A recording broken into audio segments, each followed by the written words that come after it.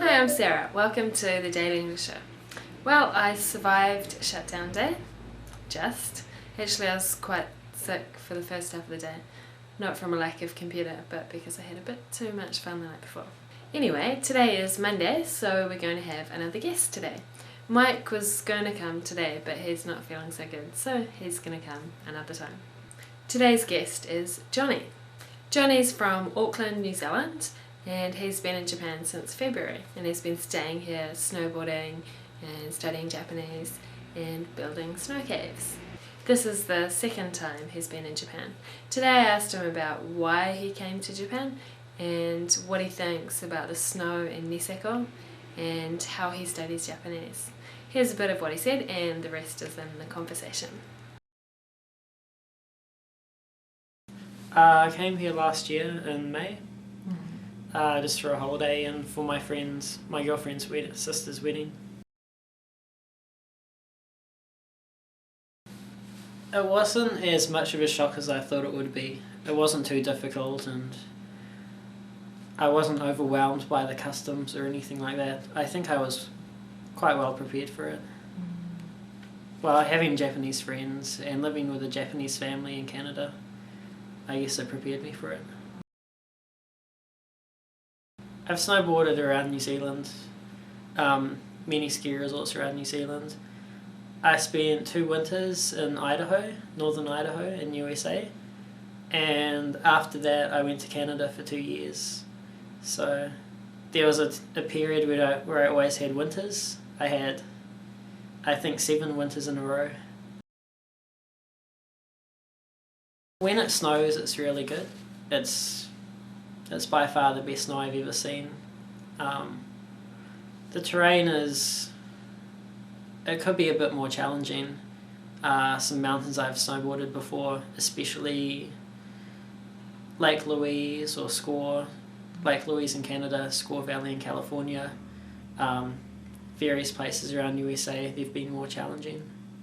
But the snow there's nothing like it on a good day. Kia ora, this is Stick News. Yesterday morning, a 6.9 magnitude quake hit the Noto Peninsula in Ishikawa Prefecture. The Meteorological Agency has warned that the aftershocks are likely to continue for several days. The Noto Peninsula is about 300 kilometres west of Tokyo. At 9:42 a.m. yesterday, an earthquake jolted the peninsula. 1 person died and about 200 people were injured. 68 houses were destroyed and 164 were badly damaged. The centre of the quake was 11 kilometres under the sea. According to CNN, about 160,000 households are now without electricity, and more than 10,000 households lack running water. Today, more than 175 aftershocks hit the Noto Peninsula, including a 5.3 magnitude shock and a 4.8. Strong aftershocks are likely during the next 3 days. And that was Stick News for Monday, the 26th of March. Kia ora. Jonny decided to extend the cave because he's planning to sleep in it.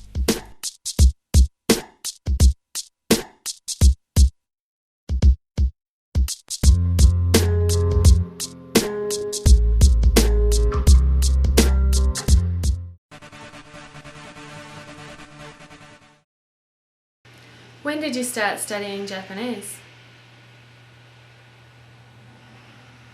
Why did you decide to study Japanese at high school? How are you studying now? What are your goals with learning Japanese? Have you made any embarrassing mistakes in Japanese?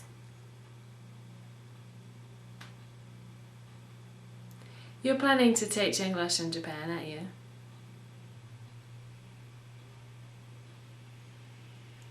Do you have any advice for people studying English?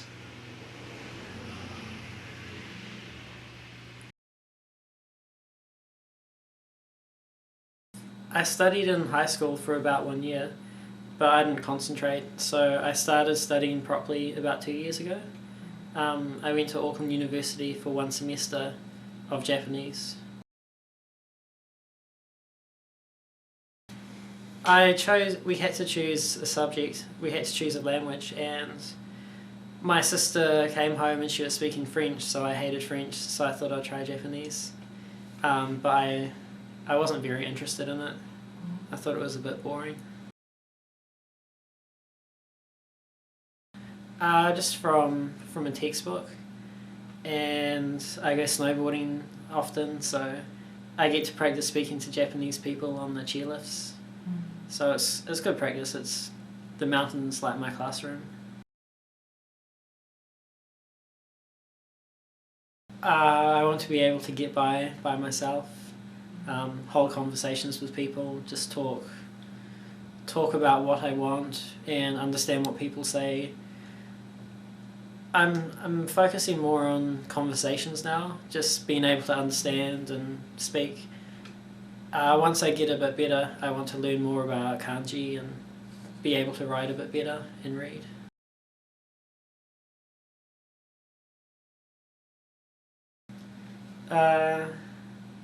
Nothing too bad. No, not like the story about the guy who went to the baker and he wanted unko pan instead of anko.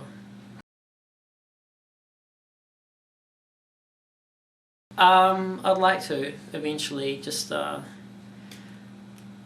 first, I'd like to get arubaito, or a job that I can at least use Japanese in. Just because if I've heard English teachers, if you're always teaching English, it's hard to learn Japanese. So I thought if I get a job surrounding myself with Japanese people, if I'm forced to speak the language, it will make me learn a lot more.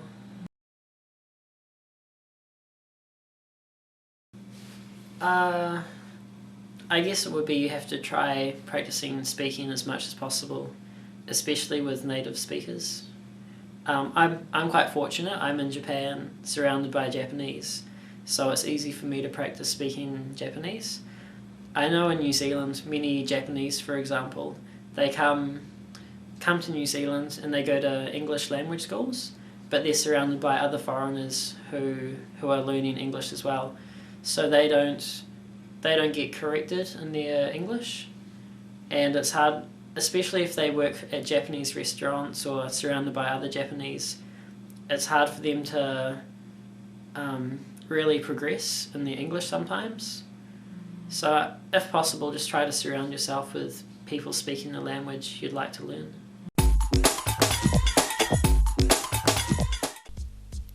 When did Jonny first come to Japan? Last May.